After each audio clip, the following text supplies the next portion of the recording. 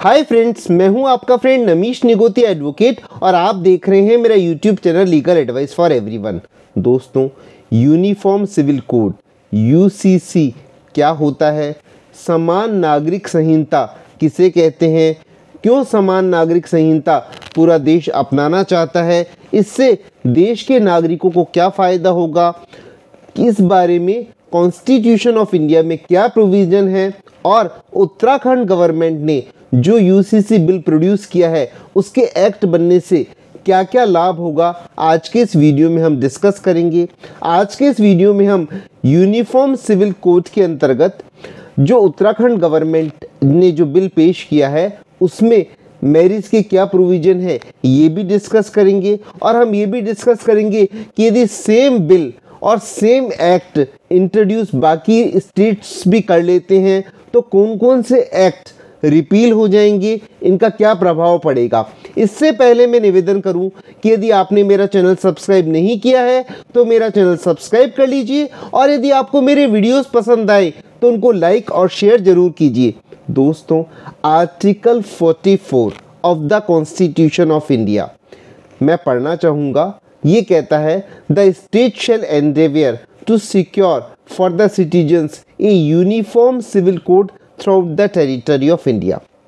1950 में जब हमारा कॉन्स्टिट्यूशन को एनेक्ट किया गया तो आर्टिकल 44 इनकॉर्पोरेट किया गया।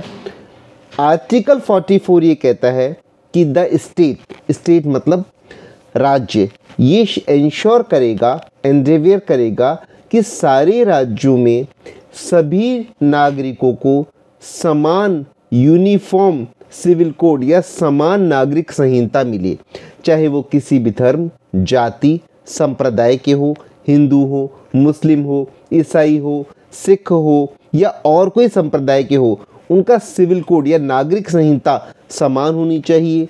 एक देश में सभी एक ही कानून से गवर्न होने चाहिए, उनमें कानूनी रूप से मतभेद नहीं होना चाहिए। हमारे देश में भिन्न भिन्न धर्म, जाति और संप्रदाय के लोग रहते हैं, इस कारण वो अभी तक अपने कस्टमरी लॉज से गवर्न होते हैं। तो उनमें मैरिज के लॉज भी अलग हैं, डाइवोर्स के लॉ भी अलग हैं, कस्टम्स भी अलग है, सक्सेशन के लॉ भी अलग हैं। तो यदि यूनिफॉर्म सिविल कोड हमारी पूरी कंट्री में लागू हो जाता है तो सबसे पहले हम ये समझें कि कौन कौन से एक्ट हैं जो कि रिपील हो जाएंगे, प्रभाव शून्य हो जाएंगे। वो होंगे द हिंदू मैरिज एक्ट, जिसके अंतर्गत हिंदुओं की शादी, डाइवोर्स के प्रोविजंस हैं, Hindu succession act, Indian Christian marriage act, special marriage act, Indian divorce act, Parsi marriage and divorce act और मुस्लिम लॉज। अब क्वेश्चन ये है कि क्या जो कस्टम्स जो हैं उनसे गवर्न होने वाली रूढ़िवादी वाली प्रथाएं जो कस्टम के अनुसार चल रही है वो चलती रहेगी? तो देखिए, इसका आंसर भी यूनिफॉर्म सिविल कोड ने दिया है कि देखिए बहुत सारे जैसे मान लीजिए निकाह है मुस्लिम मैरिज में, और वो जिस प्रथा से गवर्न होता है वो उसी प्रथा से गवर्न होगा। हिंदू मैरिज में सप्तपदी है या आशीर्वाद देकर विवाह है तो वो उसी प्रथा से गवर्न होगा जिनको कस्टम ने अलाउ कर रखा है, कस्टम ने अडॉप्ट कर रखा है। अब हम यूनिफॉर्म सिविल कोड या यूसीसी के बिगिनिंग करना चाहेंगे, स्टार्ट करना चाहेंगे और चैप्टर 1 और चैप्टर 2 पढ़ना चाहेंगे। चैप्टर 1 जो है उसमें प्रोविज़न है, सेक्शन 4 और 5 है, कंडीशन फॉर सोलेमनाइजिंग कॉन्ट्रैक्टिंग मैरिज की शादी की क्या क्या शर्तें होगी। चैप्टर 2 में सेक्शन 6 to 9 है, registration of marriage and divorce. Registration होना मैरिज का मैंडेटरी किया, डाइवोर्स का रजिस्ट्रेशन होना डाइवोर्स की डिग्री का मैंडेटरी किया। ये अभी एक स्टेट में, उत्तराखंड स्टेट में बिल पेश हुआ है, जल्दी ही एक्ट बन जाएगा। जब एक स्टेट में एक्ट बन जाएगा तो ऐसा माना जाता है कि अदर स्टेट्स की गवर्नमेंट भी उस एक्ट को अडॉप्ट कर लेगी और बाकी स्टेट्स में भी यूनिफॉर्म सिविल कोड लागू हो जाएगा और धीरे धीरे हो सकता है पूरी कंट्री में यूनिफॉर्म सिविल कोड लागू हो जाए।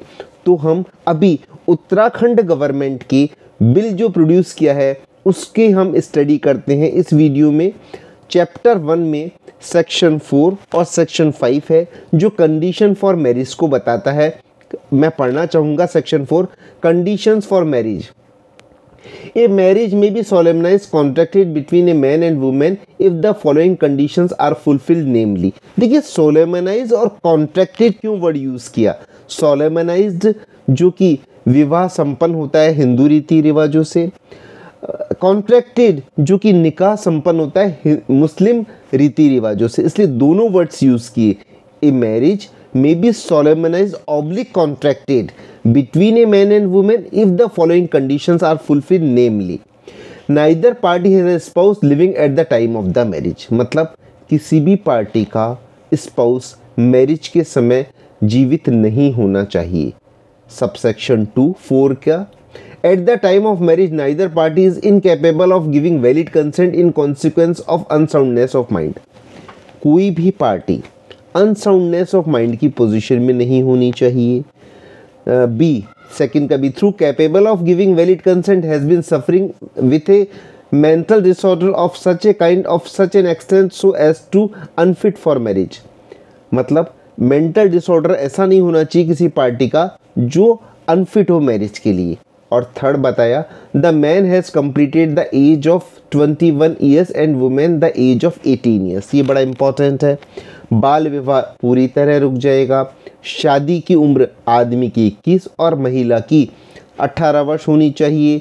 सेक्शन 4 का सब सेक्शन 4 है, the parties are not within the degree of prohibited relationship unless the custom or usage governing one of them permits marriage between the two. मतलब वो prohibited relationship में नहीं होने चाहिए जब तक कि कस्टम और यूजेज उनको ऐसा करने से मना नहीं करते हों, provided that such custom and usages are not against the public policy and morality. मतलब वो पब्लिक पॉलिसी के अगेंस्ट में ऐसे कस्टम नहीं होने चाहिए।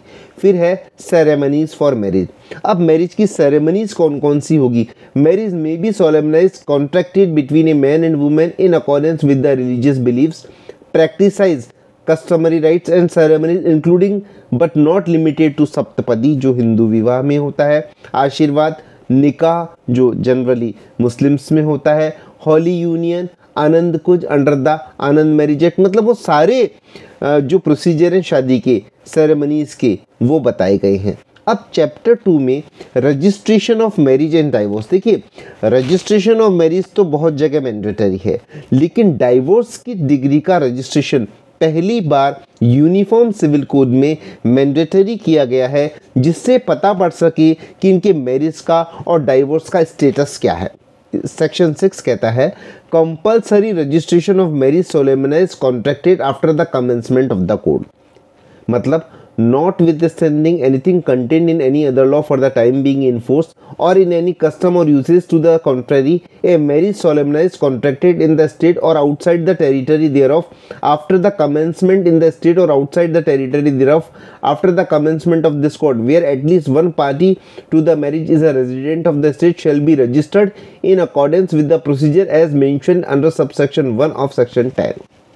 यदि मैरिज हुई है विद इन द स्टेट और एक पार्टी कम से कम उस स्टेट की निवासी है तो उस मैरिज का रजिस्ट्रेशन अनिवार्य है as per section 10 before the after the commencement of this act. और before the commencement of this act के बारे में क्या कहा गया, सेक्शन 7 को कहा कि यदि इस एक्ट के आने से पहले भी मैरिज है तो उसका रजिस्ट्रेशन किस प्रकार होगा, सेक्शन 7 के अकॉर्डिंग होगा। अब हम पढ़ते हैं registration of degree of divorce और nullity passed after the commencement of this code. ये है सेक्शन 8। ये भी बड़ा इंपॉर्टेंट है, पहली बार इंट्रोड्यूस किया गया है कि यदि कोई डाइवोर्स की डिग्री है उसका भी रजिस्ट्रेशन मैंडेटरी कर दिया गया है। एनी डाइवोर्स सेक्शन 8 का sub section 1, any divorce any degree of divorce or nullity of marriage passed after the commencement of this code by any court in the state shall be registered in accordance with the procedure as mentioned under subsection 11। फिर कहा गया any degree or nullity of marriage passed after the commencement of this code by any court outside the state where at least one party to the degree is a resident of the state shall be registered in accordance with the procedure as mentioned under subsection 2 of section 11। इसका क्या मतलब हुआ, यदि कोई भी degree after the commencement of this act पास की गई है डाइवोर्स की, उसका रजिस्ट्रेशन मैंडेटरी है। कैसे होगा? सेक्शन 11 के सबसेक्शन 1 के अनुसार होगा। और after the commencement of this act outside state कर दी गई है तो क्या होगा? यदि आउटसाइड स्टेट भी कोई डाइवोर्स की डिग्री पास हुई लेकिन एक पार्टी स्टेट में रहती है तो, या स्टेट की निवासी है तो, उसका सेक्शन 11 के सबसेक्शन 2 के अनुसार रजिस्ट्रेशन मैंडेटरी और कंपल्सरी कर दिया। इसी तरह सेक्शन 9 में प्रोविज़न दिया गया उत्तराखंड यूनिफॉर्म सिविल कोड के अंतर्गत यूसीसी की registration of degree of divorce और nullity passed before the commencement of this code. यदि इस कोड के कमेंस होने से पहले भी कोई डाइवोर्स की डिग्री पारित कर दी गई है तो उसका रजिस्ट्रेशन भी सब सेक्शन 3 ऑफ सेक्शन 11 के अनुसार जरूरी है और सब सेक्शन 4 ऑफ सेक्शन 11 के अनुसार जरूरी है। तो आज के इस वीडियो में हमने यूनिफॉर्म सिविल कोड के बारे में जाना, कॉन्स्टिट्यूशन में उसके प्रोविजंस के बारे में जाना, उत्तराखंड सरकार ने जो बिल पेश किया है उसके बारे में जाना, बिल जब एनेक्ट हो जाएगा तो एक्ट की क्या फॉर्म होगी इस बारे में जाना। हमने ये भी जाना कि कौन कौन से पर्सनल लॉज रिपील हो जाएंगे और सभी नागरिक एक ही कानून से गवर्न होंगे। आज का वीडियो इतना ही। धन्यवाद। Thank you friends.